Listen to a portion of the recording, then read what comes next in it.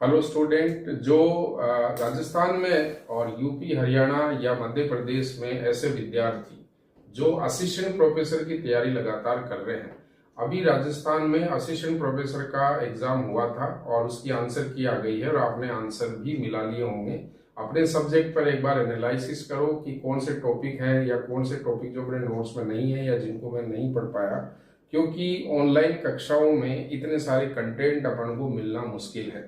एक mental map generate नहीं हो पाता और अपन को जब बार बार कुछ चीजें देखनी है, उसमें कुछ ऐड करना है तो वो ऐड नहीं हो पाता है।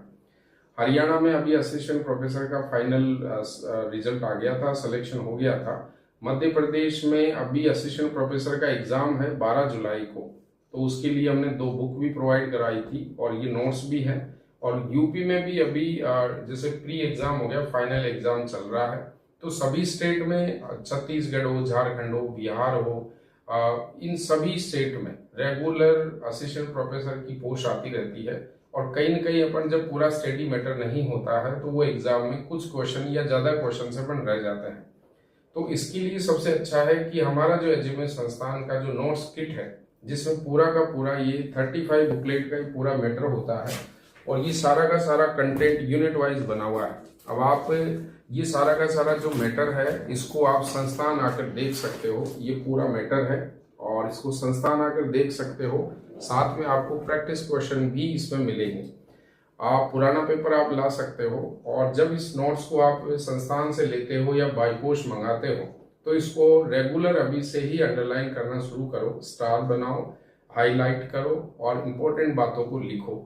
फिर पुराने जो पेपर है आरपीएससी के, चाहे वो एमपीपीएस के हो, यूपीपीएससी के हो या आरपीएससी के हो या एचपीएससी के हो या उत्तराखंड पीएससी के हो, बीपीएससी के हो, जहां के भी पुराने असिस्टेंट प्रोफेसर के ज्योग्राफी के पेपर हैं उनको सामने रखो, उनको सोल्व करो और साथ साथ ये नोट्सों से उनसे टैली करो।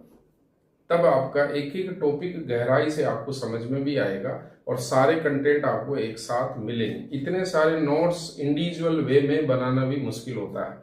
बहुत सारी किताबें अपन को खरीदनी होती है, उन किताबों से कौन कौन से टॉपिकों से कंटेंट उठाना है, ये सारा काम करना पड़ेगा। ये सारा काम एक्सपीरियंस आदमी ही कर सकता है जो पुराने पैटर्न को समझा हुआ है, पहले के क्वेश्चनों को देखा हुआ है।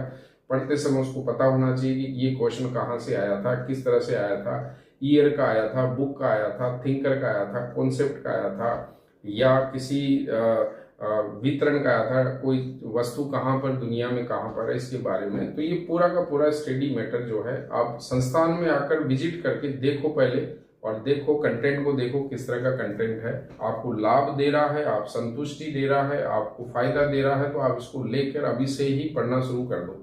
अब इस चीज का वेट मत करो कि वैकेंसी 26 में आएगी, 27 में आएगी, 28 में आएगी, 29 में आएगी, क्योंकि जब वैकेंसी आएगी तो 3 या 4 महीने का ही समय मिलता है। तब तक इतने सारे नोट्स को अपन पढ़ नहीं सकते। फिर अपन कोई भी शॉर्ट प्रक्रिया में जाते हैं, एक बार पढ़ के अपने फ्री कर लेते हैं कि होगा तो ठीक है। लेकिन आपको अगर निश्चित तौर पर आपको सिलेक्शन लेना है उस एग्जाम में, तो आपको कम से कम 1 साल पहले आपको प्लान बना के रखना पड़ेगा कि अभी से इस नोट्स को आप पढ़ोगे, अंडरलाइन करोगे तो आपका सब्जेक्ट सीक्वेंस में तैयार होगा। फिर उसके बाद आप फर्स्ट पेपर को अलग से पढ़ते रहो। तो ये नोट्स आपको बाय पोस्ट में मिल जाएंगे, संस्थान से आके भी आप इन नोट्स को ले सकते हो और कंटिन्यू ये जो नोट्स हैं